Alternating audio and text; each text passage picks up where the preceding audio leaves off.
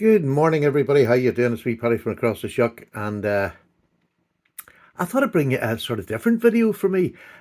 Again, if you follow me, I've chopped and changed so many times in this hobby, this addiction, whatever you want to call it. I keep saying no, I don't like that. I'm not going to do that. And then I go back to it, I go away from it. This is one of those ones I've always said I'm not that keen on big knives. I don't like carrying a big knife. Nothing to do with weight. It's just this is my favorite size of a knife. Here it is. This would be my. And I carry smaller than this a lot of the times, but this is under 4 inches. Yeah, it's about 3 3/4. It's a number 78 GEC. Lovely spear point, nice big spear point, great working knife, and as you can see by the knife, I love it and I use it regularly. This is my first GEC and is my most used knife in my collection, I would say, probably by this time. It's outlasted most because it's just a simple, good size of a blade, about a 3 inch blade. Perfect. I just love that. For all my EDC, this is all I ever need. Anything else I carry is just backups, if you know what I mean. But this I would use all day, every day. But the knives I'm going to show you tonight are, I'm trying to think of the word that I'm going to put in the video. These are my heavy hitters, if you like. They're blades that maybe not huge. This one is 3 7/8, so it's not a huge knife, but it's a real good stocky, thick blade stock for a slip joint. Now, I've got a couple of, in fact, no, I've only got one locking knife I want to show, but this to me, this is one that Judd got me for Christmas last year, and I adore it. I got the covers changed. I know that's bad, but this is bog oak, and it is the nicest bog oak I have ever seen in my life, ever. This is a 9 pull all day long. It's just, I adore it. Get here, pinch it. Oh, God. Listen to that lockup. I mean, that is just solid. You can barely move that when you're doing like that. And that's why it's called a heavy hitter. It's a good thick stock on it. It comes down to a great point. So it's a great EDC knife all round. But it's an O1 tool steel. I haven't used this for eating yet. I'm not really keen on a clip point for eating as such. It wouldn't be the first I would go to. But I do love this knife, and I do use this knife. I adore it. This is an Ashley Harrison custom knife that Justin had made for me, which just tickled me pink. Blew me away completely. Full big forehand grip. Lovely bulbous end on it, which I like in a lot of slip joints, but especially clip points. I love that bulbous end. You feel completely locked into this knife. I feel I could do anything with it, and I believe I could. Not just as an EDC knife, but a good solid work knife. With O1 tool steel, good thick stock. It's a sabre grind, but it's high enough to give you a decent edge on it. It's by no means one of my, well, it's not thick behind the edge by any means. It's not even medium thick. It's a lovely thickness behind the edge, but it allows you to do a bit of tough work, and you're not going to worry about it being too thin to cope with a bit of prying or poking. You can use this knife, and that's what makes it special. It's a knife that can use, and I love this. And this is the smallest one you're going to see, but I wanted to put this in because this is just a bulldog of a knife. Listen to it. It would take your hand off. I adore a strong pull on a knife. And I can't keep doing that, pulling it out. It's that strong. When I first got it, I kept trying it, and I got repetitive strain injury in my wrist from pulling it like this. So I have to get my nail in and push up just to take that pain away. So I love it, adore it. Now, let me just get that. The next knife is, again, it was a knife I didn't have this in the pattern. This is a copperhead, and this is the copperhead's the non-locking version. But this one particularly took my fancy. I've got a couple of them, but only showing this one. But this is another big knife that I like to use. Look at that lovely long worn cliff. Again, very thin stock, but it'll do my EDC, not a problem. It'll do anything I want in my EDC because you got that nice point on it as well. It's not a particularly deep knife, but again, I don't do a lot of heavy duty work. And to be honest with you, if I was going to, look at the size of the pen knife, and this is what I love about a copperhead. You get a good, strong pen knife. I mean, that'll do any little bit of poking and prying that I have to do. Not that I do a whole lot of poking and prying, but I like to be able to, if that makes any sense. And again, This is case. I was able to hand pick this. Look at that. Absolutely, that's not a. Well, it's nothing to do. It's on this side. It's just where the bone dips down a little bit. We must have over, but again, you can't even feel it with it. It's just a. I think it's just. I don't know what it is, but it's not a. Look, there's me foot. That's not even catching. So I don't know whether it's a bit of black dye or whatever got in the bone. No idea. Look at that. Listen, you can just feel it. But other than that, I mean, it really is just perfect. The blade centering in the two knives, absolutely fantastic. Neither of the two are the rub. And this is a wee bit close to the edge, but not. It's not. You can see the gap clean the way down there. Just beautiful. And the bone is what sold it. Look at that saw cut bone. Absolutely beautiful. So there's the second one. And now we're getting the ones that are what you would probably call, most people don't call this type of knife big, but I do, 4-inch knife, big. Here is another one of my true favourites. This is the GEC, and this is in Pioneer bone.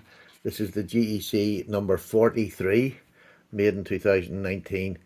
You can tell by this knife. I use it. It is just a beast of a knife. And I'm saying I don't eat with clip points. I have eaten with this. Well, in fact, I've cut up meat.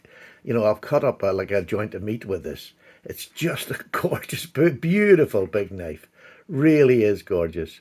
And again, that Pioneer bone looks so rustic, and just look at that on that side. It's a bit smoother on that side, not so lumpy, but this side just looks gorgeous. And I love the plain titty-out shield. I just think it is fantastic. So again, the blade length on this one is, let me just get it, it's a full blade length now. It's about nearly 3.5 inches on the blade length of this. But a super, super work knife. Again, good backspring, not as tight as the other one, but just every bit as good. Every bit is beautiful big knife to work with and do any sort of work. So that's going up the list. Now, these aren't in particular order, but the last two are my favourite that I've got I've got all these in the last year, but the last two are my favourite two so far of the year. Listen to that. Just a beautiful knife. Nice little bead on there, a little wheel, ship's wheel. And the next one is a budget one, which I got this year. This is an old timer. And I can't for the life of me think of the name of it. Oh, I can't think. It's one of the biggest Rough Riders. Let me just tell you how big this one is before I do anything. It's the biggest Rough Rider knife I have. This is 4.5 inches closed, but this is a big beastie. And it has got the loveliest. Now, I have to say, the walk and talk is not the best. It might get better if I oil it again and give it another workout, but it's good enough for me. It's not, you can't sort of, there's plenty of spring in it. There's no need to worry about it for it. But it is just look at that clip point. Isn't that just beautiful? It really is lovely. So Old Timer is one of my favourite, of the older knives. Now this is a Chinese made one. I have got the USA made one. I don't have many Chinese ones. Lovely sheep's foot on it. Real, that really is a detailed knife if you want it. It's got a bit rounded over here. When they were doing the sharpening, you can see his belly is not particularly straight, but again, super knife, absolutely no problems with it, and the price you're paying for them just makes it so worthwhile. And then you have a pen blade, which Slippy and TK, well, it's not really a pen, yeah, I think I would call that a spear point or a pen blade. Maybe it's meant to be flat there, but it isn't particularly flat.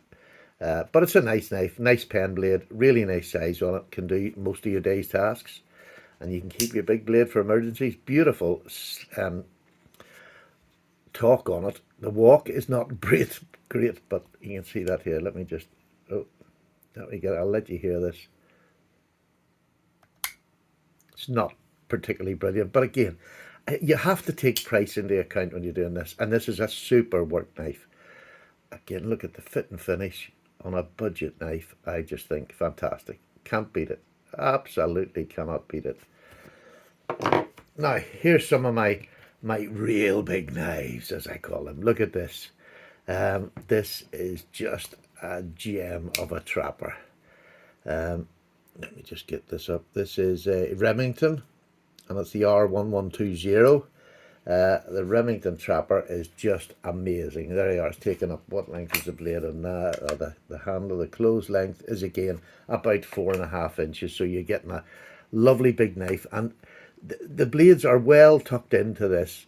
It's, it's just a trapper handle, but they're in, so you can hold that, and I don't feel that it's not going to do me any harm if I'm going to go for a long time. But still in perfect nick.